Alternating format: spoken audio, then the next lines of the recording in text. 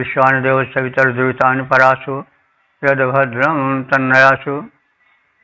ओम भद्रं कर्णेभिः शृणुयाम देवा भद्रं पश्येमाक्षिभिर्यजत्राः स्थिरैरङ्गैस्तुष्वांशुस्तनूभिः व्यसेमहि देवहितं यदायुः। ओम वेद प्रेमियों, सुधी श्रोताओं, संप्रति हम सब ऋग्वेद के 7वें मंडल के 40वें सूक्त की व्याख्या में प्रवेश करने जा रहे हैं। इस सूक्त में 7 मंत्रों का संकलन है। सभी मंत्र त्रिशुभ नामक छंद में निबद्ध हैं। मंत्र दृष्टा वशिष्ठ, मैत्रा, वरुण, देवता, विश्व देवा। अब इस सूक्त के प्रथम मंत्र का शीर्षक जान लें। इस मंत्र में संगठन सुख प्राप्ति हेतु प्रार्थना है।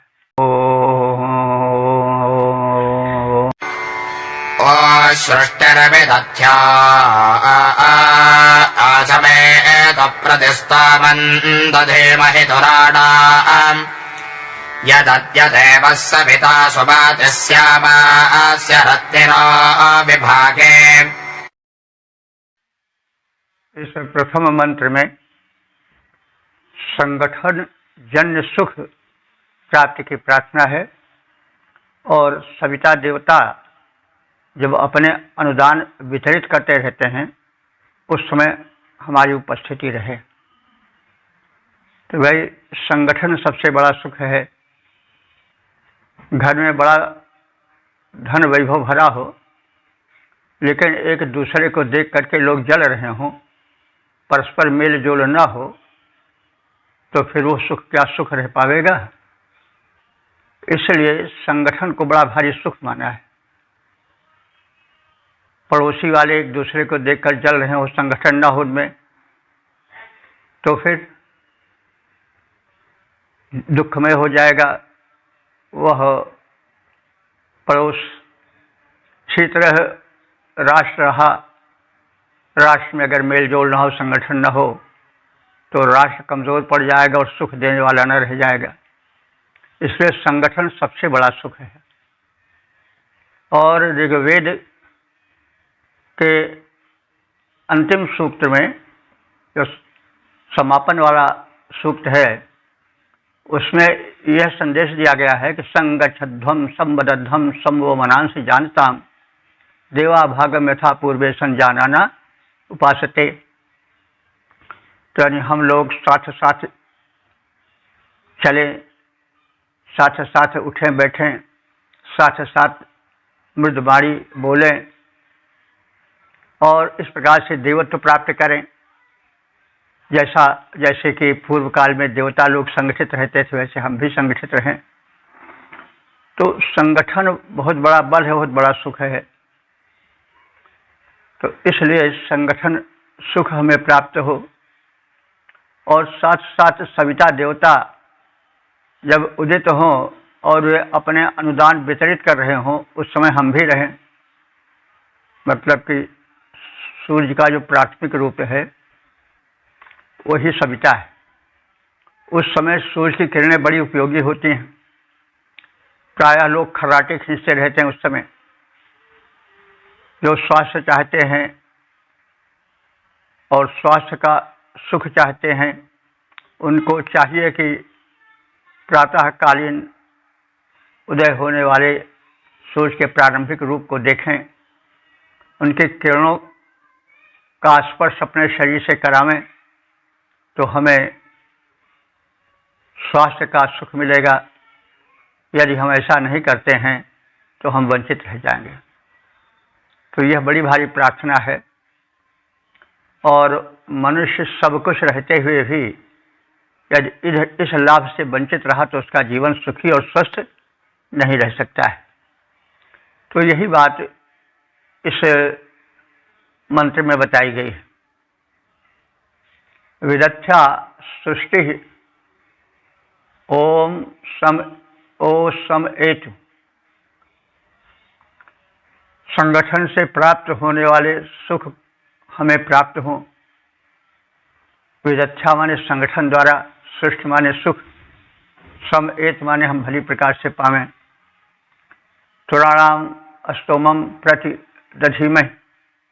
हम त्वरा यानी वेग से शीघ्र ही प्राप्त होने वाले देवों की प्रार्थना से वंचित न रहें, वे हमें शीघ्र प्रापणीय धन सुख वैभव संगठन आज को दें। अद्य देवा सविता यत् धनम सुवाति। आज सविता देवता जो धन हमें दे रहे हैं उदित हो करके अस्य रत्न विभागे रस्याम, तो उसके जो रत्न तुल्य बहुमूल्य अनुदान है उनके हम भागीदारी बने, उसमें हम उस समय उपस्थित रहें। तो भागे श्याम माने उसके हम भाग बने, वो सुख का भाग स्वास्थ्य का भाग हमें प्राप्त होता रहे। तो इस प्रकार से हम सब सुख और सौभाग्य प्राप्त करें, स्वास्थ्य प्राप्त करें। संगठन से प्राप्त होने वाले सुख हम सबको मिलें। क्या परिवार का संगठित रूप, क्या पड़ोस का संगठित रूप, क्या राष्ट्र का संगठित रूप, इन सब से हम सुख और शांति का उपभोग करें। हे देवताओं, तुमसे यह प्रार्थना है। संगठन से प्राप्त होने वाले सुख हमें मिले, एतदर्थ हम त्वरित सहायता करने वाले देवों से यही प्रार्थना करते हैं। रत्नों के स्वामी सविता देवता जिस समय उदित होकर के अपने अनुदान वितरित करते रहते हैं, उस समय हम अवश्य उपस्थित रहें और उनके प्रदत्त धन वैभव का हम स्वाद प्राप्त करें, उससे हम लाभान्वित हों, उससे हम सुखी हों। जो सुख मिलता मेल जोल से वह सुख हमको मिलता जाए, जो सुख मिलता मेल जोल से वह सुख हमको मिलता जाए। तुरंत सहायक जो सुर उनकी स्तुति हम करके सुख पाएं। जिस समय बांटते निज धन वे सविता जो रत्नों के स्वामी वहाँ उपस्थित प्राप्त करें हम वह धन उनके अनुगामी। ओम वेद प्रेमियों सुधे श्रोताओं, संप्रति हम सब ऋग्वेद के सप्तम मंडल के 40वें सूक्त के दूसरे मंत्र की व्याख्या में प्रवेश करने जा रहे हैं। मंत्र दृष्टा वशिष्ठ मैत्रा वरुण, छंद त्रिष्टुप, देवता विश्व देवा और शीर्षक है अस्तुति श्रवण एवं धनार्थ प्रार्थना। अब संबंधित मंत्र का सर्वप्रथम सस्वर पाठ हो जाए। मित्रस्तन्नो वरुणो रोदसे तद्य भक्तमिन्द्रो अर्यमा ददातु दिदेष्टदेव्यदिदेरेक्नो भाजुश्च जन्निजवैते भगश्च। इस दूसरे मंत्र में दिव्य शक्तियों से देवों से यह प्रार्थना की गई है कि वे हमारे अष्टोत्र सुने, प्रार्थना अभिषेक मंत्र सुने और ऐसा धन दें जिसे उत्तम पुरुष चाहते हैं। हमेशा ध्यान रखना चाहिए कि धन से मतलब केवल वही धन नहीं है जिसको हम बैंक में जमा किए रहते हैं, जो मुद्रा रूप में होता है। धन की बड़ी व्यापक व्याख्या है, बड़ा व्यापक विस्तार है। हम यदा कदा कहते भी रहते हैं जो धन्य कर दे वही धन है। तो उस धन का एक भाग तो द्रव्य है, लेकिन और धन भी हमें चाहिए। जैसे स्वास्थ्य धन ना हुआ, जिसको हेल्थ इज वेल्थ कहते हैं, तो सारे धन कैसे सुख दे पाएंगे।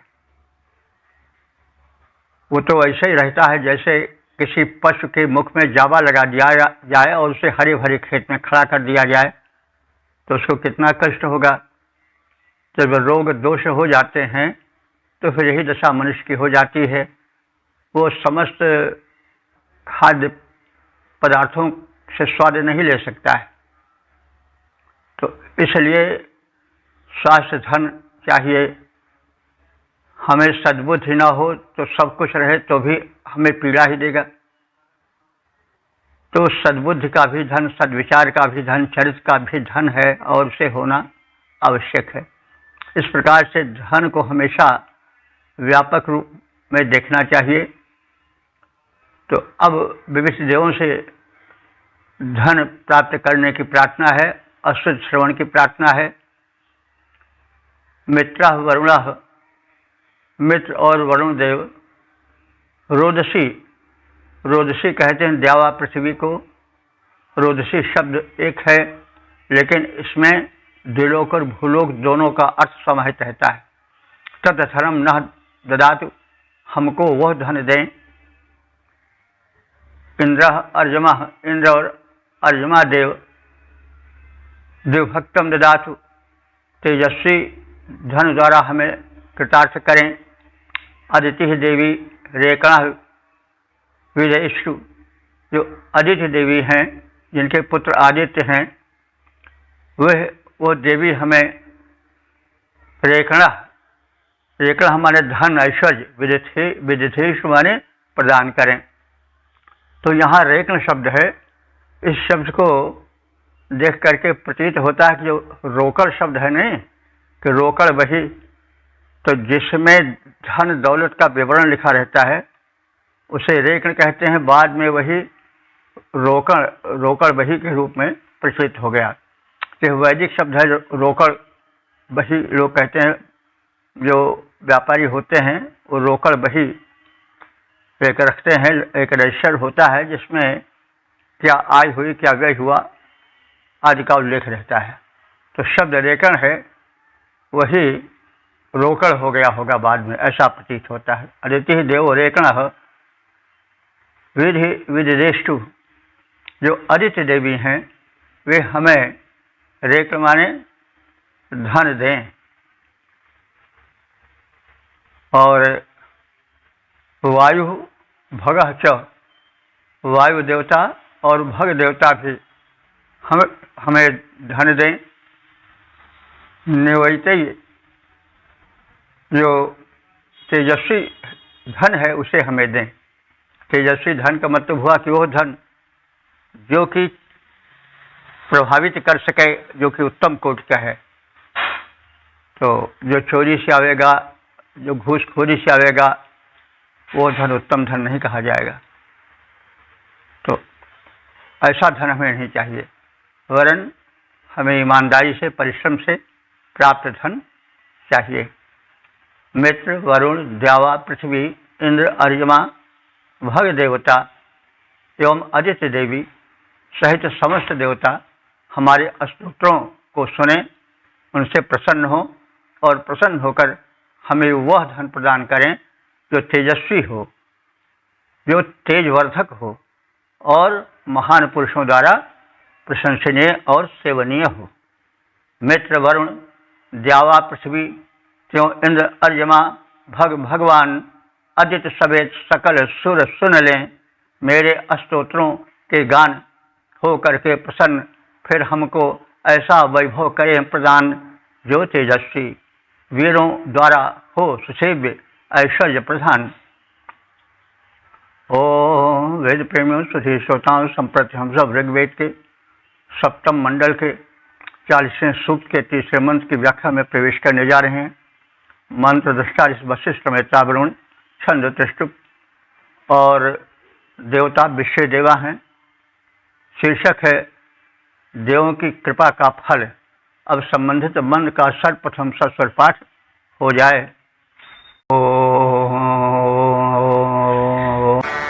सेदुग्रो अस्तमरदस्य शुष्मेदं मर्त्यं वृषदश्वा अबाथ उते भक्तिः सरस्वते ज्वलन्तिरदस्य राजः पर्येतास्ति। इस तीसरे मंत्र में यह कथित है कि मरुत आदि देवता इसकी रक्षा करते हैं, उसका धन वैभव कभी नष्ट नहीं होता है, इसलिए इन देवों की उपासना आवश्यक है। पृषदश्वाः।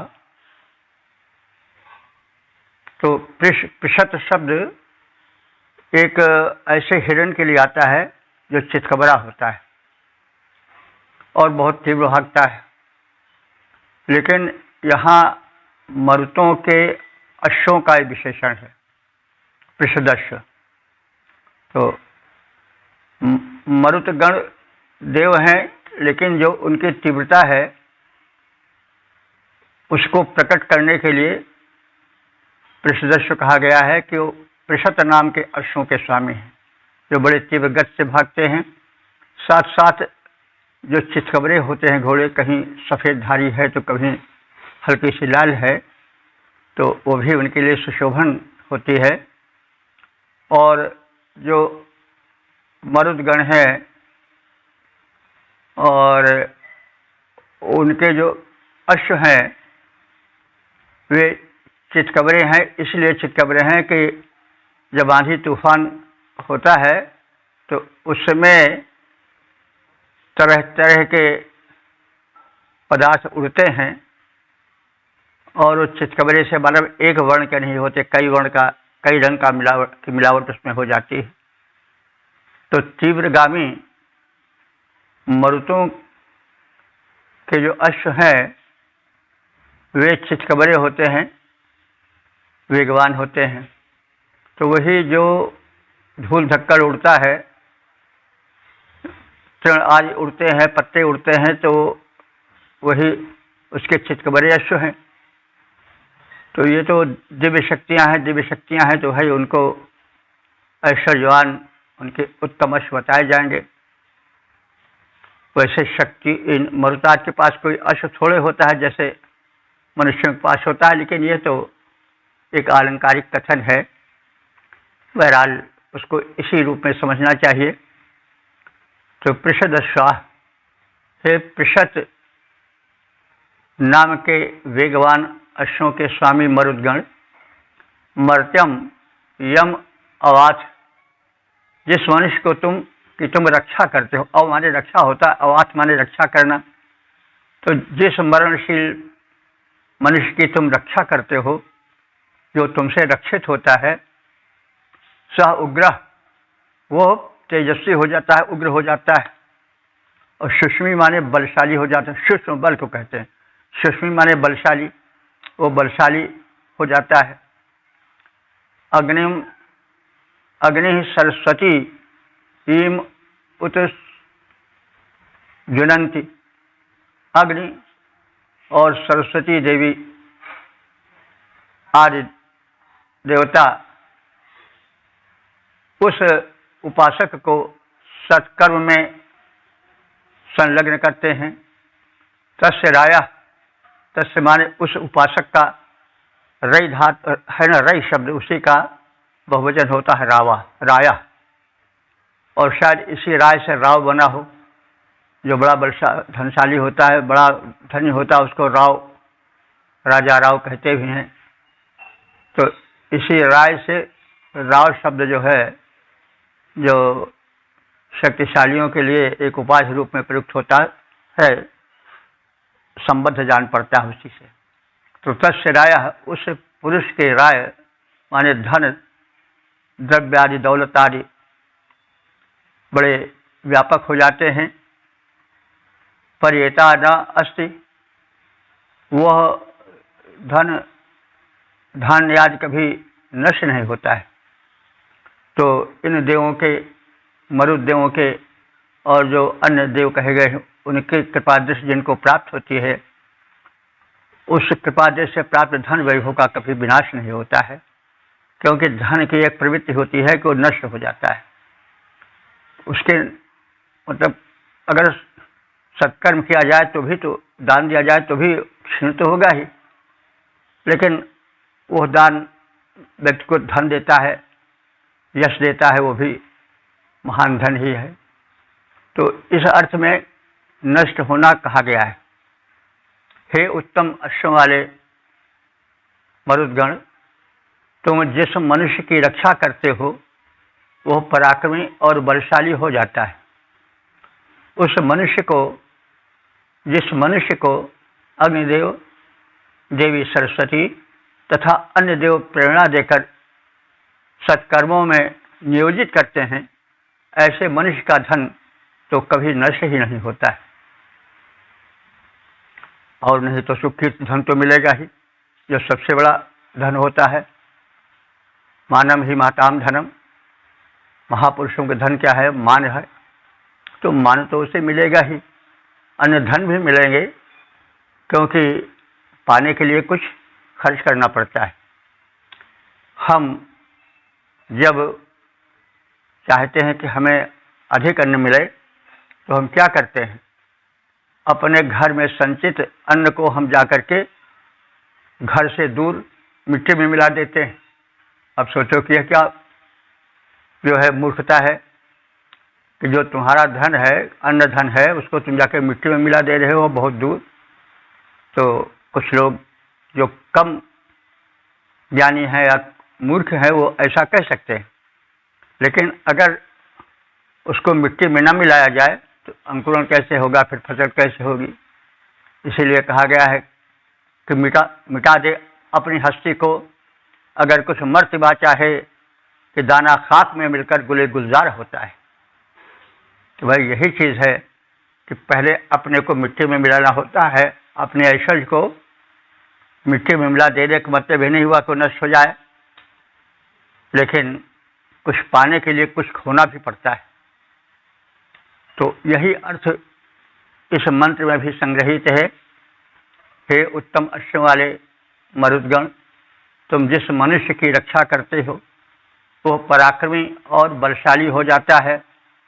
उस मनुष्य को अग्निदेव, देवी सरस्वती तथा अन्य देव प्रेरणा देकर सत्कर्मों में संलग्न करते हैं, संलग्न कराते हैं, नियोजित करते हैं। ऐसे मनुष्य का धन कभी नष्ट नहीं होता है। तो वही कहा गया, धन केवल द्रव्य ही नहीं है, धन में मान भी आता है, कीर्ति भी आती है। और कीर्ति यश सा जीवित, जिसकी कीर्ति है वही जीवित है, यानी वो कभी मरता नहीं है। ऋषि मुनि, तुलसीदास ऐसे संत कवि, वाल्मीकि ऐसे रचनाकार कभी नष्ट नहीं होगा, उनका नाम कभी नहीं नष्ट होगा। भौतिक शरीर जो है पंचभूतों से बना हुआ, मिट्टी का बना हुआ, तो नष्ट होता है, हो जाएगा। लेकिन जिसकी कीर्ति है वो कीर्ति यश स जीवित, वो सदैव जीवित बना रहता है। राम का नाम कब से चल रहा है और चलता रहेगा, तो वे जीवित हैं कीर्ति के रूप में, तो वही उनका जीवन है। तो इस तरह से अर्थों का व्यापक अर्थ हमको लेना चाहिए और मंत्रों में संग्रहित अर्थ को हमें सुनना और समझना चाहिए। तो उत्तम अश्वार मरुतों, तुमसे जो रक्षा पाता वह पराक्रमी और परम बलशाली है हो जाता। अग्नि, सरस्वती आदि देव उससे सत्कर्म कराते, ऐसे जन के धन वैभव भी नष्ट नहीं हो पाते। ओम वेद प्रेमियों, सुधीर श्रोताओं, संप्रति हम सब ऋग्वेद के सप्तम मंडल के 40वें सूक्त के 4थे मंत्र की व्याख्या में प्रवेश करने जा रहे हैं। मंत्र दृष्टा वशिष्ठ, मैत्रा, वरुण, छंद, त्रिष्टुप और देवता विश्व देवा। शीर्षक है विविध देवों से पापों की रक्षा हेतु प्रार्थना। और संबंधित मंत्र का सर्वप्रथम सस्वर पाठ हो जाए। अयं हि नेता वरुणऋतस्य मित्रो राजा नो अर्यमापोधः स्वहवादेव्यदितिरनर्वादेनो अम्हो अधिवर्षन्नरिष्टान्। इस चौथे मंत्र में यह कथित है कि विश्व देवा और देवियां हमें पाप कर्मों से बचाएं और सत्कर्म में लगाएं। तो जैसा आप सब जानते हैं कि विश्व देवा कोई एक देव नहीं है, वरन इसमें यावत देवगण हैं, सब समाहित हैं। तो विषय देवा का मतलब हुआ समस्त देवता। तो इन समस्त देवताओं से प्रार्थना की गई है कि वे हमें पापों से बचाएं और सत्कर्म में लगाएं। तो पाप पीड़क होते हैं। पाप की परिभाषा बड़ी है, उसका क्षेत्र बड़ा है। हम यदि शास्त्रों में अनुमोदित कर्म का उल्लंघन करते हैं तो हमें पाप लगता है और पाप पीड़क होता है। इसीलिए कहा गया विश्वान देव सवितुर दूतान पराशुर भद्रम तन्यासु, हमें सभी पापों से बचाओ। सभी पाप क्या है? थोड़ी देर के लिए माने कि अगर हम जो खाद्य है, जो खाने योग्य पदार्थ है, उससे हट करके इधर खाद्य खाते हैं तो हम पाप कर बैठते हैं। पाप पीड़क होता है और उस अखाद्य को खाने से तरह तरह के रोग होते हैं। वो खाना हम सबको खा जाता है, यानी जो अखाद्य हम खाते हैं वही अखाद्य हमको खा जाता है। इसी तरह से श्रवणीय जो हमें सुनना चाहिए वो नहीं सुनते हैं, गलत बातें सुनते हैं तो उसकी प्रतिक्रिया जो है वो प्रतिकूल होती है। इसी तरह से जो देखना चाहिए वही देखें, जो नहीं देखना चाहिए वो नहीं देखें। तो इस तरह से देखना, सुनना, उठना, बैठना, सोना, जागना ये नियमित होना चाहिए। यदि नियमित नहीं होता है तो हम पाप कर्म करते हैं और पाप पीड़क होता है। इसलिए संक्षेप में यह जगह जगह पर वेदों में कथित है कि हमें दिव्य शक्तियाँ पापों से बचाएं और निष्पाप मार्ग पर ले चलें। तो अयम ही ऋतस्य नेता। अयम माने ये देवगण जो कि ऋतस्य माने सत्य के, तो सत्य सार्वभौम सत्य मानना चाहिए, जिसकी व्याख्या, जिसका विस्तार अनंत है। जो करने योग्य कर्म है वह करना ऋत है, और जो बोलना सुनना चाहिए, जो शास्त्र में निहित कर्म है वो सब ऋत हैं, और उसके विपरीत जो है अनृत है। तो ऋत कहते हैं जो शाश्वत सत्य हो, जिसका परिणाम आदि युग में भी था, सत्य युग में था, त्रेता द्वापर में था, आगे भी होगा। वही ऋत है जो कभी नष्ट नहीं होता है। सत्य दो प्रकार के होते हैं। एक सत्य वो है जो निरंतर चलता रहता है, जैसे मतलब शास्त्र विहित कर्मों को करना, वो ऋत है, वह सदैव सत्य था। जैसे किसी को न सताओ, निर्दोष को न सताओ, यह ऋत है। किसी गरीब की आह न लो, तो वह बड़ा भयंकर था और होता है। कहा गया है ताको ना सताइए जाकी मोटी हाय, और मोये चाम के श्वास सो सार भस्म हो जाए। जो दुर्बल है उसको कभी नहीं सताना चाहिए। उसकी हाय लग करके, आह लग करके जीवन नष्ट कर देती है। कहा गया है कि जो धौंकनी होती है लोहार की, वो चमड़े की बनी होती है, लेकिन जब वो चलाई जाती है उससे जो आह निकलती है, जो हवायु निकलती है, वो सारे कहते हैं लोहे को जला डालती है। तो भाई निर्बल को न सताइए जाकी मोटी हाय, और मुझे चाम के आह सो सारे भस्म हो जाए। तो कहने का मतलब रीति वो है कि किसी को निर्दोष को कष्ट न दीजिए, जो करना है वही कीजिए, जो खाना है वही खाइए, जो बोलना है वही बोलिए। तो ये सब शास्त्र विहित कर्म हैं, तो उसे करना ही ऋत है। और एक ऋत होता है ऊपरी, वो मतलब सत्य है, लेकिन सार्वभौम सत्य नहीं। जैसे किसी ने कहा कि हम आज 20 साल के हैं, 5 साल के बाद मिला तो 25 को कह देता है, तो कहने का तो अंतर है, लेकिन वो सत्य जो है वो पीड़क या पाप कर्म में नहीं आवेगा। तो ऋत माने शाश्वत सत्य। तो यह ऋतस्य नेता, यह जो देवगण है वो सत मार्ग के नेता है। नेता माने ले चलने वाले। तो आज के नेता नहीं, नेता का मतलब हुआ कि नेतारा निधात से बना है, जो हमको सतपथ पर ले चले, सच्चा राह बतावे, वो नेता है। और जो फरेब सिखावे उसको हम नेता नहीं कह, उसको हाँ फरेब का नेता कह सकते हैं। तो ये जो देव हैं वो ऋत के नेता हैं, अथवा ऋत यज्ञ को भी कहा जाता है।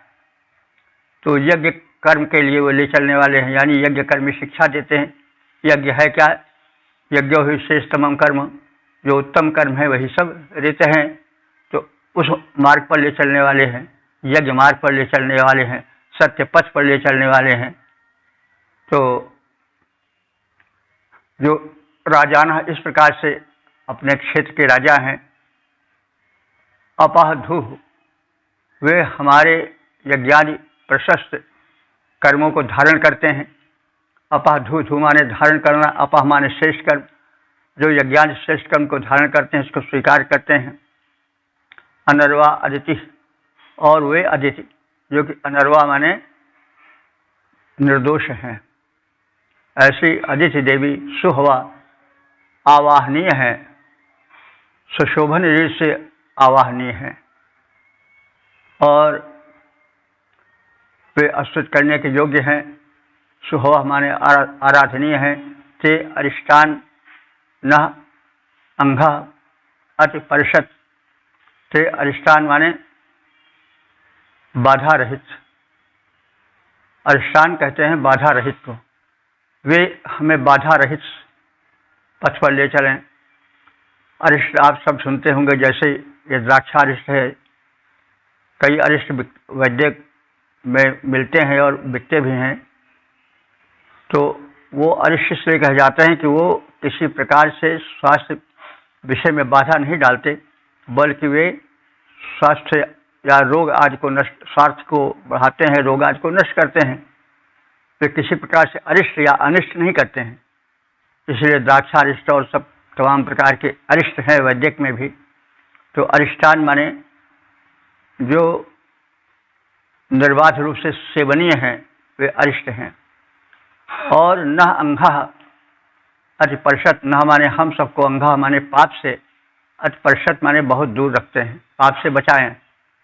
तो वे समर्थ देवता हमें पापों से बचाएं, और अरिष्ट माने कल्याण करें। सत्य मार्ग में नेतृत्व विधायक शासक रूप देवता वरुण, मित्र और यमा आदि देवगण हमारे द्वारा किए जाने वाले श्रेष्ठ कर्मों को धारण करते हैं, यानी जो हम श्रेष्ठ कर्म करते हैं उनको वो स्वीकार करते हैं।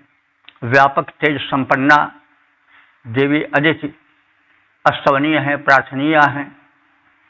ये समस्त देववृंद श्रेष्ठ कर्मों के निर्विघ्न संपन्न कराने वाले हैं, उसमें सहायक हैं, और हमें पापों से बचाने वाले हैं, और हमें पापों से बचाएं, हम निष्पाप जीवन व्यतीत कर सकें।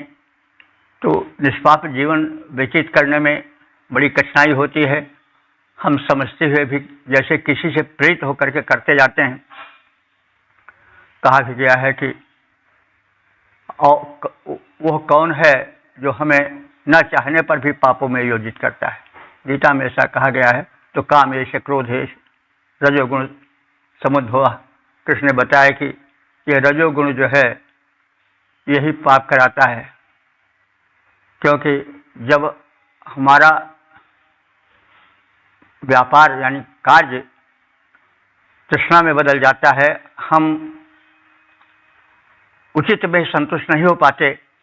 जो हमको धन स्वाभाविक रूप से मिल रहा है अपने श्रम से, जब उसमें संतुष्ट नहीं हो पाते और तृष्णा इतनी बढ़ जाती है कि हम उसके लिए दुष्कर्म करने लग जाते हैं, तो वो कर्म जो है पाप कर्म हो जाता है, क्योंकि तृष्णा अच्छी नहीं मानी जाती है।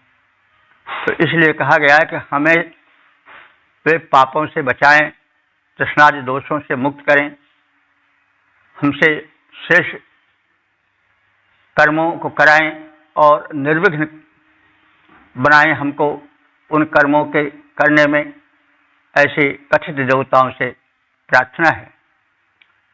शासक देव वरुण मित्रादिक सत्य मार्ग बतलाने वाले, श्रेष्ठ कर्म धारण करते, जो हम सबसे हो जाने वाले अस्तवनीया देवी अदिति वर तेज धारिणी शोभा पाएं, श्रेष्ठ कर्म संपन्न कराएं, हमें पाप से सदा बचाएं।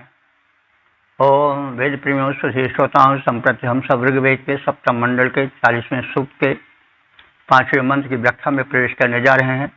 मंत्र दृष्टा वशिष्ठ मैत्रा वरुण, छंद त्रिष्टुप, देवता विषय देवा, शीर्षक है विष्णु आदि देवों से यज्ञ में आने की प्रार्थना। अब संबंधित मंत्र का सस्वर पाठ हो जाए। अस्य देवस्य मेढ्युषो भजा विष्णोरेषस्य प्रभृते हविर्भिः विदेहि रुद्रो रुद्रियम् महित्वय्यासिष्टम् भर्तिरश्विनाविरावद। देव शक्तियों से प्रार्थना के साथ साथ यह कथन किया गया है कि विष्णुदेव प्रधान देव हैं और अन्य देव उनकी शाखाएं हैं, वृक्ष रूप ही हैं। तो इस मंत्र में विष्णुदेव की महत्ता का कथन है, और यही सब ऐसे मंत्र हैं जो कि जब देवोपासना ने करवट बदली तो इंद्र आदि देवता पीछे पड़ते गए, और जो विष्णु हैं, जो इंद्र के सहायक माने जाते थे, उपेंद्र माने जाते थे, वो ऊपर आने लगे। तो करवट युग बदलता है, और इस परिवर्तनशील संसार में भिन्न भिन्न स्थान पर भिन्न भिन्न रूप में देवताओं में भी शक्ति मत्ता और शक्ति की क्षीणता आती देखी जाती है। तो इसमें विष्णु के विष्णुत्व का जो है वह महत्व कथित है। वैसे विष्णु का अर्थ होता है व्यापकता, जो व्यापक वह विष्णु है। भाई इसका तो इतिहास बड़ा भारी है। तो हमारे विचार से और वेदाध्ययन करने से यह प्रतीत होता है कि यह पृथ्वी सूर्य के अधीन है, और ऐसा वैज्ञानिक कथन भी है। और सूर्य इसलिए व्यापक है कि उसकी किरणें द्युलोक में ऊंचे उठती हैं, और जो है वो भूलोक में भी समान रूप से आती हैं। तो इसलिए वो विष्णु है। चारों दिशाओं में द्युलोक में सब नहीं जा पाते हैं, यानी जो अंतरिक्ष से ऊपर का जो स्थान, जिसको हम अंग्रेजी भाषा में स्पेस कुछ ऐसा कह सकते हैं, वहाँ जैसे वायु हैं, वहाँ नहीं जा पाते हैं। वायुदेव तो चंद्र में, मंगल लोक में, संभवतः बृहस्पति लोक में भी और तमाम जगह नहीं है। लेकिन जो सूर्य देव हैं वो तो व्यापक हैं, चारों ओर हर ग्रह उपग्रह में उनका प्रवेश है, इसलिए वे विष्णु हैं। तो वास्तव में वेदाध्ययन किया जाए और पूरे इतिहास को देखा जाए तो यह प्रतीत होता है कि सूर्य ही प्रधान देवता है। सौर संप्रदाय चला था, अभी कश्मीर में और उड़ीसा में सौर मंदिर हैं, और तो सब नहीं रह गए। लेकिन बाद में इस सौर संप्रदाय का भी लोप हो गया, और वो वैष्णव संप्रदाय में लीन हो गया। तो बहरहाल ये थोड़ा इतिहास हमको जानना चाहिए। वेदाध्ययन और अन्य ऐतिहासिक ग्रंथों के, रामायण महाभारत आदि के कुछ पुराणों के अध्ययन से यह तथ्य उभर कर आता है कि किस प्रकार से वेद की अनेक शाखाएं निकली, वेद धर्म और संप्रदाय निकले, और वैदिक देवताओं में उतार चढ़ाव आता गया। कुछ बड़े महत्वपूर्ण होते गए, कुछ देव जो हाशिए में थे वे उभर कर आगे आ गए। जैसे वेदों में विष्णु देव से संबंधित मुश्किल से 4 या 5 सूक्त हैं, इसलिए उनको विशेष महत्ता नहीं दी गई, उनको उपेंद्र कहा गया। लेकिन कुछ मंत्रों में ऐसा प्रतीत होता है कि विष्णुदेव की महत्ता उसमें बढ़ती हुई प्रतीत होती है। उन मंत्रों में से एक मंत्र यह भी है। तो मंत्र ऋग्वेद के जो हैं केवल एक ऋषि के तो है नहीं, अनेक ऋषि हैं और एक समय के भी नहीं है। उनमें हजारों वर्ष के अंतर भी है। कोई मंत्र 1000 साल पहले लिखा गया और कोई 1000 साल बाद लिखा गया। तो वेद के इस तथ्य से भी हमको परिचित होते रहना चाहिए और वेद को भिन्न भिन्न दृष्टियों से देखना चाहिए। ऐतिहासिक दृष्टि से भी देखना कोई बुरा नहीं है, क्योंकि प्रत्येक ये काव्य है नहीं, पश्य देवस्य काव्यम, देव काव्य है। तो काव्य से हमको संदेश निकालना होता है और किसी एक बात पर डिगे रह जाना कोई मेरे विचार से समझदारी नहीं है। एकम सद विप्रा बहुधा बदंती, सत्य तो एक ही है। जो ज्ञानी लोग हैं उसको भिन्न भिन्न रूपों में देखते हैं, कोई विष्णु रूप में, कोई अग्नि रूप में, कोई सूर्य रूप में, फिर और विकसित होकर या राम रूप में, कृष्ण रूप में, देवी रूप में, अन्य देवों के रूप में। तो सत्य तो एक ही है, लेकिन जो विद्वान है उसको भिन्न भिन्न रूपों में कहते हैं। लेकिन समझने वालों को चाहिए, इस तथ्य से परिचित होना चाहिए कि एक शक्ति भी अनेक शक्तियों में परिणत है। नाम अनेक हैं, लेकिन जो सत्य है वो तो एक ही है। एकम सद विप्रा बहुधा वदंती, तदेव अग्नि तदादित्य तद्वरुण, इस तरह से कहा गया है। वही है अग्नि, वही आदित्य, वही किरणों में करता नृत्य, उसी से ज्योति सब संसार। तो इस प्रकार से व्यापक दृष्टिकोण से हम यदि वेदों को देखेंगे, दो आपसी मतभेद हैं, जो संगठन का अभाव है, जिससे हम विभक्त हो करके लड़ाई झगड़ा भी कर लेते हैं। वाक युद्ध तो होता ही रहता है और कभी कभी इसके लिए शस्त्र युद्ध भी हो जाता है। कुछ लोग तो ऐसे हैं कि वे एक दूसरे के देवालय को, पूजा स्थान को गिरा देते हैं, जबकि ध्यान नहीं रखते हैं कि भाई सूर्य को तुम कुछ भी कहो, लेकिन सूर्य तो सूर्य ही रहेगा। नाम भेद होने से रूप भेद तो होता नहीं, रूप तो वही रहता है, नाम बदल जाते हैं। कोई सन कहता है, कोई आफ्ताब कहता है, कोई सूर्य कहता है, कोई दिवाकर कहता है, प्रभाकर कहता है, भास्कर कहता है, तो है तो वही। तो नाम के पीछे बदनाम नहीं होना चाहिए। तो यही समझदारी है, यही सत्य है। तो यही ऋषि जो है बताना चाहता है, क्योंकि मनुष्य में कुछ त्रुटियां हैं, अध्ययन की कमी है। और जब हम वेदाध्ययन करेंगे तो संसार का सबसे प्राचीन ग्रंथ यही है। तो प्राचीन ग्रंथ है तो उसमें कोई विभाजन तो था नहीं, मानवता एक थी। उस समय कुछ लाखों में ही हो सकता है मनुष्य रहे हों, तो उस सब के लिए कहा गया है। तो आज इस युग में भी मत वैभिन्न के कारण दूरियां बढ़ती जा रही हैं। तो वेदाध्ययन करें और इस सत्य से हम परिचय कराएं सभी को। और किसी भी वर्ग के लोग हों, वे वेद से परिचित हों, क्योंकि यह जो है वो वर्णगत भेदभाव से युक्त नहीं है। इसमें देवों की स्तुति है, देवियों की भी स्तुति है और भिन्न भिन्न रूपों में स्तुति है। एकम सद विप्रा बहुधा वदंती, सत्य एक है, वो भिन्न भिन्न प्रकार से कहा गया है। तो इस प्रकार से भेदभाव न करें और जितने लोग हैं वो सब भेदभाव को छोड़ करके वेदाध्ययन अवश्य करें, क्योंकि वेदाध्ययन हो जाने पर सभी शंकाएं मिट जाएंगी।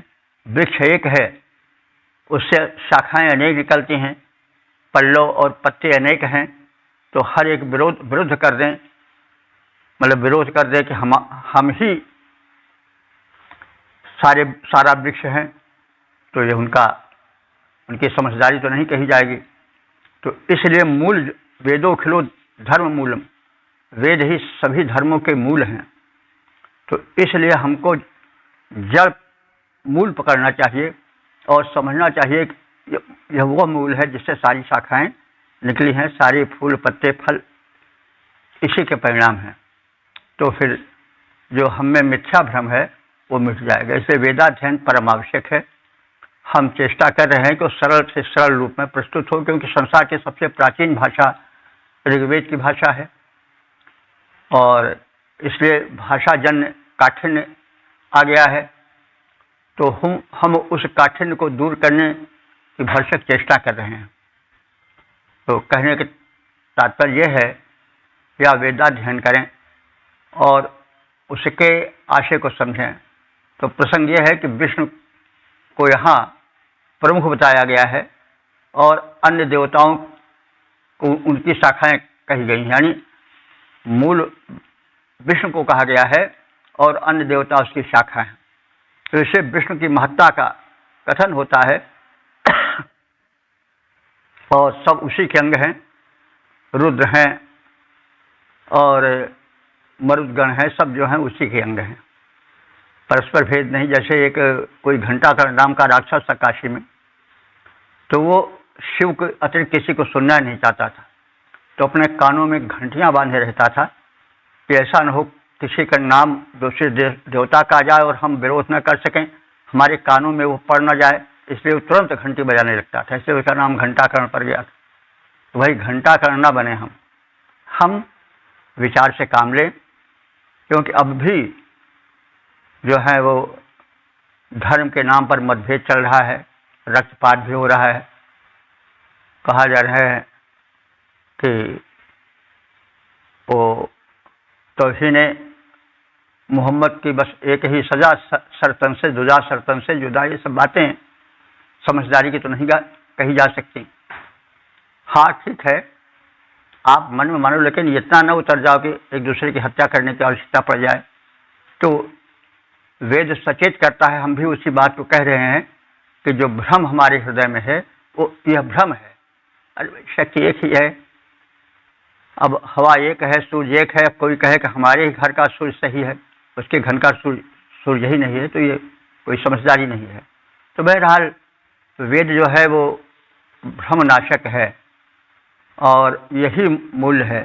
तो इसमें देव शक्तियों में जो है वो विष्णु को शेष बताया जा रहा है कि प्रभृथे हविर्भि एषस्य मीढुषा विष्णु अस्य देवस्य, यज्ञ में हवि द्वारा आवाहनीय और इच्छाओं के पूरक व्यापक विष्णुदेव की हम वंदना करते हैं। वयाह, वयाह माने शाखाएं, तो वयाह माने मूल रूप में जो है विष्णु और अन्य देव उनकी शाखाएं हैं। वयाह, वयाह माने वय माने अन्य, या वय माने पक्षी नहीं है, वय माने मूल, जो वृक्ष है वही वह विष्णु है। और वयाह माने अन्य देवगण उसकी शाखाएं हैं। तो वयाह माने शाखाएं, तो विष्णु मूल है और अन्य देव उसकी शाखाएं हैं। तो तत् रुद्रियम महित्वम विदेहि, रुद्रदेव अपना महत्वपूर्ण जो सामर्थ्य है वो हमें प्रदान करें। अश्विनों, ये अश्विनी कुमार इरावत वर्ति यशिष्ठम, हमारे अन्नयुक्त इस यज्ञ स्थल पर, यानी जहाँ पर कि अन्नों की आहुति दी जा रही है उस यज्ञ स्थल पर पधारे, उसके निकट में यज्ञों में हवि द्वारा उपास्य और इच्छाओं के पूरक इस विष्णुदेव की अन्य देव शाखाएं हैं। मूल विष्णु है, शाखाएं अन्य सभी देव हैं। रुद्रदेव अपनी महत्वपूर्ण शक्ति से हमें वंचित ना रखें, वे हमें शक्ति प्रदान करते रहें। हे अश्विनी कुमारों, हमारे अन्नपूरित यज्ञ गृह में आओ और हमें समीप से दर्शन दो और हमें कृतार्थ करो। हवि से उपास्य इच्छा पूरक ये विष्णुदेव कहलाएं। इन देव प्रवर श्री विष्णुदेव की अन्य देव शाखाएं हवि से उपास्य इच्छा पूरक ये विष्णुदेव कहलाएं। इन देव प्रवर श्री विष्णुदेव की अन्य देव शाखाएं। हे रुद्रदेव, निज प्रबल शक्ति से हमें सनाथ बनाओ। अश्विनियों अन्नपूर्ण इस यज्ञ स्थल पर आओ। ओम वेद प्रेमियों, सुधे श्रोताओं, संप्रति हम सब ऋग्वेद के 7वें मंडल के 40वें सूक्त के 6ठे मंत्र की व्याख्या में प्रवेश करने जा रहे हैं।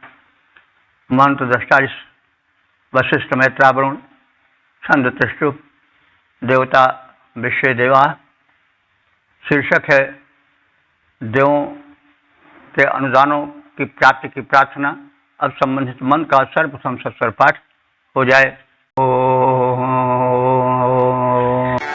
मात्रपोषन्नाघृणतिरस्योवरो अत्रे यत्रा आतिशाचश्चरासन्न मजो भवो न अर्वन्तो निपान्तो वृष्टिम् मरुद्भावातो ददातो। इस छठे मंत्र में देव शक्तियों से और देवताओं से कार्य सिद्धि हेतु प्रार्थना है और यह भी विनती है कि वे हमारे कर्म क्षेत्र में किसी भी प्रकार से बाधा न आने दें, बाधाएं दूर करें। तो यह हम सब जानते ही हैं कि कार्य करने पर बाधाएं आती हैं, तो बाधाएं बिना देव सहायता के दूर नहीं हो सकती हैं। बाधाएं एक नहीं अनेक हैं और कुछ तो बड़ी बड़ी बाधाएं हैं, तो उन सबसे देव शक्तियां रक्षा करें। तो आघृणे पूषण, आघृणे कहते हैं परम तेजस्वी, पूषण माने पूषा देव। तो पूषा देव सूर्य ही, पूषा भी सूर्य ही का रूप है। सूर्य का वह रूप जो पोषण प्रदायक है उसको पूषा कहते हैं। तो ऐसे जितने सूर्य के पर्यायवाची हैं वे सब सूर्य से संबंधित है। पूषा है, सविता है, भानु है, तो ये सब सूर्य के पर्यायवाची हैं। सूर्य के अनेक रूपों के कथन करता है। सविता है सूर्य का प्रारंभिक रूप है जो प्रेरणादायक है, जो जागरण प्रदान करता है, वह हो गया सविता। इसी प्रकार से जो तेज प्रदान करे, जो पोषण प्रदान करे, सूर्य की किरणों में तेज होता है और पोषण प्रदान करने की शक्ति होती है, वो पूषा है। तो हमारे यहाँ गुण के आधार पर एक ही वस्तु के अनेक नाम हैं और यह स्वाभाविक है भी। हठबाज्यता नहीं होनी चाहिए, क्योंकि व्यक्ति ही को देखो। एक व्यक्ति कहीं गुरु है तो कहीं शिष्य है, कहीं पिता है तो कहीं पुत्र है, कहीं अधिकारी है तो कहीं उसका सहायक है। तो उसके अनेक रूप हैं तो कोई पिता कह दे तो झगड़ना कि तुम पिता क्यों कह रहे हो, वो तो हमारा पुत्र है।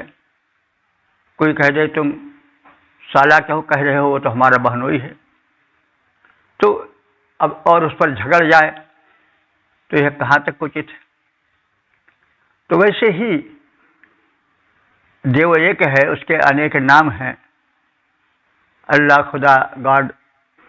अब इसमें लोग झगड़ पड़ते हैं तो कहाँ तक समझदारी है।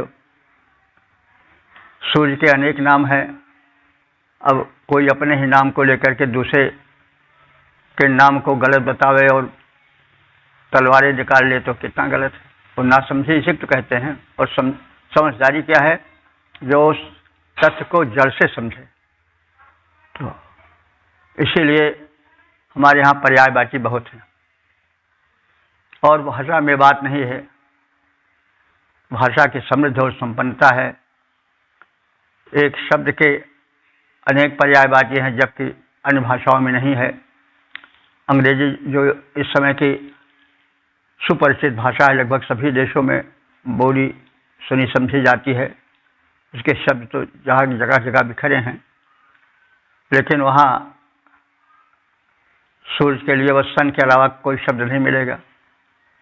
हमारे यहाँ सूर्य के सहस्र नाम भी कहे गए हैं। तो उस प्रकार से गुण के आधार पर नाम का निर्धारण किया गया है। और एक वस्तु में अनेक गुण होते हैं, इसलिए उसके अनेक नाम हैं। तो ये तथ्य समझना चाहिए और व्यवहारिक रूप में उसके आधार पर संघर्ष करना समझदारी नहीं है। तो आघृणे पूषण, आघृणे माने परम तेजस्वी, पूषण माने पूषा देव। अत्र माँ रस्या, इस कार्य में बाधा न आने पड़े, बाधा न आने पावे। अत्र माँ रस्या, यहाँ पर बाधा न आने पावे। तुम बाधाओं से हमें अर्दित या पीड़ित न करो। रतिशाचा, जो दानशील देवियां हैं, और यत राशन, जो कि धन प्रदान करती हैं। मयो भुआ अर्वंतः न निपांतु, वे सुख देने वाली सभी शक्तियां हमें सुरक्षा प्रदान करें। परिज्मा वाता वृष्टिम ददात, परिज्मा माने जो सर्वत्र गमनशील वात हैं, वायु देवता हैं, वे वृष्टिम ददात, हमें वृष्टि प्रदान करें। क्योंकि वायु ही वृष्टि का एक प्रधान कारण है। मानसून है, वो भी एक वायु है। तो उसके आधार पर वर्षा होती है। कहीं अतिवृष्टि हो जाती है तो वायु सुर बादल ठोकर ले गए, वहाँ पानी बरस पड़ा। कहीं कहीं उसी समय पर सूखा पड़ा रहता है। जैसे आज का युग हम देखें, आज का वर्ष देखें तो कहीं कहीं तो इतनी वर्षा हो गई है कि लोग संत्रस्त हैं और कुछ स्थानों पर वर्षा ही नहीं हो रही है। इसका मुख्य कारण क्या है? वायुदेव हैं। जिधर वायुदेव ले गए बादल देव को, वहाँ टिक गए तो घनघोर वर्षा हुई, और जहाँ ना ऐसा हुआ वहाँ अनावृष्टि हो गई। तो इसीलिए कहा गया परिज्मा वाता, जो चारों ओर गमनशील वात हैं, वायुदेव हैं। वृष्टिम ददातु, वो हमें सुवृष्टि प्रदान करें। तो हे तेजस्वी पूषा देव, सबकी उपास्या सरस्वती देवी एवं अन्य दानशील देवियां जो धन प्रदान करती हैं, हमारे शुभ कार्यों में बाधक न बने। सुखप्रद प्रगतिशील रक्षक देव, हमें संरक्षण दें। चारों ओर गमनशील वायु, हमें सुवृष्टि प्रदान करें। सरस्वती और अन्य देवियां जो धन देती जाएं, हे तेजस्वी पूषा, उसमें बाधा मत पहुँचाएं। सुखप्रद प्रगतिशील सुरगण संरक्षण देते जाएं। गमनशील जो वायु चतुर्दिक, वह वर्षा जल लाएं। ओम वेद प्रेमियों सुधे श्रोताओं, संप्रति हम सब ऋग्वेद के 7वें मंडल के 40वें सूक्त के 7वें मंत्र की व्याख्या में प्रवेश करने जा रहे हैं। मंत्र दृष्टा वशिष्ठ मैत्रावरुण छंद त्रिष्टुप देवता विषय देवा शीर्षक है अन्न धनादि और संरक्षण की प्रार्थना। अब संबंधित मंत्र का सर्वप्रथम सस्वर पाठ हो जाए। नो रोदसी अभिष्टदेवसिष्ठैररतावानो वरुणो मित्रो अग्निः यच्छन्त चन्द्रा उपमन्नो अर्कं योजम्बाद स्वस्तिभिः सदा नः। इस 7वें मंत्र में, जो कि समापन का मंत्र है, उसमें कथित है कि मंत्र दृष्टा जो वासिष्ठ हैं, यानी वशिष्ठ गोत्रीय ऋषि हैं और वशिष्ठ हैं, इन सब ने भूमंडल और देवमंडल, रोदसी जिसको कहते हैं, भूलोक और दिव्यलोक में जितनी दिव्य शक्तियां हैं, उन सबकी वंदना वो कर चुके हैं। और जिसमें कि यज्ञ के प्रेमी मित्र वरुण, अग्नि आदि की स्तुतियां हैं। और ये सब देव हमें आनंद दें, सुख दें, आरोग्य दें और अपने कल्याणकर साधनों द्वारा हमारी रक्षा करें, हम सब सुरक्षित, सुखी, संगठित जीवन बिताएं। तो वासिष्ठै रोदसी अभिष्टुते, निसंदेह वासिष्ठों ने, यानी वशिष्ठ गोत्रीय ऋषियों ने द्विलोक और भूलोक की स्तुति कर ली है, क्योंकि समग्र देव इन्हीं में है, या तो भूलोक में है या दिव्य लोक में है, भूलोक से मध्य में अंतरिक्ष लोक में भी हैं। तो ये सब ऋतावान हमारे सत्य पालक हैं, सत्य युक्त हैं, और ऋतावान हमारे यज्ञशील हैं और यज्ञ को चाहने वाले हैं। कहा गया है ना कि जो देव शक्तियां हैं वो सदैव यज्ञ करती रहती हैं। जैसे सूर्य निरंतर प्रकाश देता रहता है, ताप देता रहता है, जीवन देता रहता है, वायु निरंतर प्रवाहित होती रहती है, और यही उसका यज्ञ है। और एक चीज़ और है कि देखिए प्रकृति कितना सुंदर यज्ञ करती है।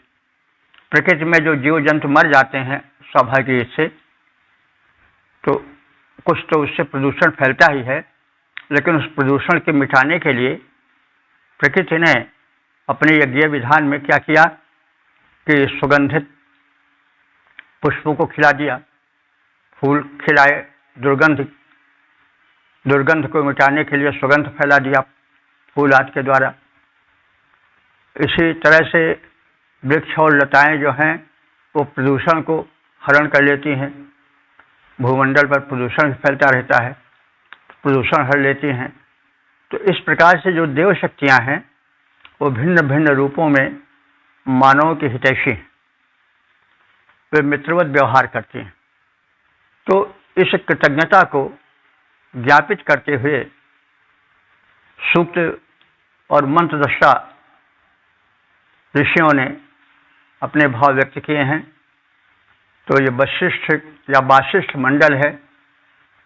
वशिष्ठ और वशिष्ठ के वंश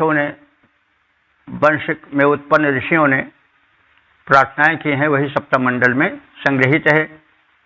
तो ही बात कही जा रही कि वशिष्ठ ही माने वशिष्ठ कुल में उत्पन्न ऋषियों ने और स्वयं वशिष्ठ ने रोदसी अभिष्टते, रोदसी माने भूलोक और द्विलोक में व्याप्त देवों की स्तुति कर ली है। ऋतावान वरुण मित्र अग्नि। ऋतावान माने यजनीय, ऋत माने यज्ञ भी होता है, और यज्ञ का अर्थ होता है पूजा, प्रार्थना, सत्कार्य। तो ऋतावान माने यजनीय, पूजनीय, सत्कार्य निभाने वाले, सत्कार्य करने वाले जो वरुण देव हैं, जो मित्र देव हैं, जो अग्नि देव हैं, वे हमारी सुरक्षा करें। चंद्राह नः उपमम अर्कम गच्छन्तु, और चंद्राह माने आनंदवर्धक हमारी स्तुतियाँ, शीतलता सुखवर्धक हमारी स्तुतियाँ उन देवों तक पहुँचें। तो चंद्राह माने होता है सुखप्रद आनंदवर्धक। तो ऋग्वेद में उस युग तक चंद्र शब्द केवल चंद्रमा के लिए, जिसको हम मून कहते हैं, उसी के लिए निर्दिष्ट नहीं हुआ था, बल्कि चंद्र आह्लादक किसी भी वस्तु को कहा जा सकता था। आनंदप्रद प्रत्येक वस्तु चंद्र थी। तो चंद्रा माने आह्लादक देवगण। तो यह विशेषण है, चंद्रयति आह्लादयति चंद्र, जो आह्लाद आनंद सुख शांति प्रदान करे वह चंद्र है। तो चंद्रमा के लिए शब्द इसलिए रूढ़ हो गया कि चंद्रमा का प्रकाश, उसकी चांदनी भली प्रतीत होती है। चंद्रमा प्रकाश भी देता है और उसका प्रकाश सदैव शीतलता और सुख प्रदान करता है। सूर्य देवता का प्रकाश तो कभी कभी गर्मी में बेचैनी भी प्रदान करता है, लेकिन चांद की जो चांदनी है वो सुख प्रदान करती है और उसमें कोई उष्णता नहीं आती है कि चांदनी छोड़कर मजबूर होकर भागना पड़े जहाँ चांद न हो। तो क्योंकि वो चंद्र है, तो चंद्रयति आह्लादयति चंद्र। तो चंद्र वो है जो कि आह्लादन सुख प्रदान करे। तो यहाँ पर चंद्र सुख प्रदायक और देवताओं का विशेषण बनकर आया है। तो चंद्राह नः उपमम अर्कम यच्छन्तु, जो आनंदवर्धक और जो सर्वोत्कृष्ट और अर्कम माने पूजनीय देवमंडल है, वो हमें अन्न तथा धन आदि प्रदान करें। और यूयम सदा न स्वस्थ भी पात, और तुम सब जो देवमंडल के सदस्य हो, देवगण हो, वे सदा स्वस्थ भी माने कल्याणकारी साधनों द्वारा नह पात हमारी रक्षा करो। पाधात से पात्र बना है, रक्षा करो। कल्याणकर साधनों से हे देवगण हमें सुरक्षित रखो।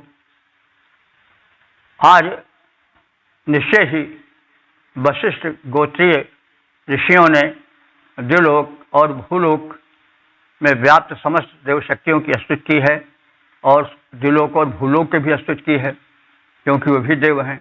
यजनीय वरुण, मित्र और अग्निदेव की भी आराधना हमने कर ली है। अन्नदाता और आनंददाता ये देव हमें जो है रक्षा प्रदान करें। जाने योग्य उत्तम अन्न, यानी जो प्रसिद्ध उत्तम अन्न है, वे हमें दें। उत्तम कोटि के धन हमें प्रदान करें और सभी ओर से हमें कल्याण साधनों से सुरक्षित रखें। यह उनसे प्रार्थना है। दिव्यलोक भूलोक पूज्य मित्राग बनो देवता प्रधान, पूजे गए वशिष्ठ वंश के ऋषियों द्वारा देकर मान, दें हमको उत्कृष्ट अन्न धन, ये सुखप्रद देवता महान, निज मंगलमय साधन द्वारा करें हमें संरक्षण दान। तो इस प्रकार से सुरक्षा की प्रार्थना अंत में की गई है, क्योंकि हमारे पास धन आदि हो बहुत, लेकिन यदि सुरक्षा नहीं रही तो वो धन भी जा सकता है और प्राण भी जा सकता है उसके साथ। इसलिए सब मांगने के बाद सुरक्षा आवश्यक है, संरक्षण आवश्यक है। तो ऋषि परम चतुर है, वह धन आदि तो मांगता ही है, उसके बाद फिर वो संरक्षण मांगता है, क्योंकि सब कुछ हो अगर संरक्षण नहीं हो तो धन हमारे लिए कष्ट का कारण भी बन सकता है।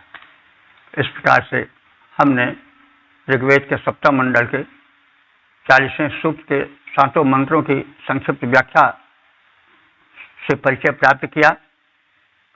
तो इस सूक्त में 7 मंत्र थे, तो इनको लेकर के कुल अब तक जो मंत्र व्याख्यायित हो चुके हैं उनकी संख्या पहुंच चुकी है 5518।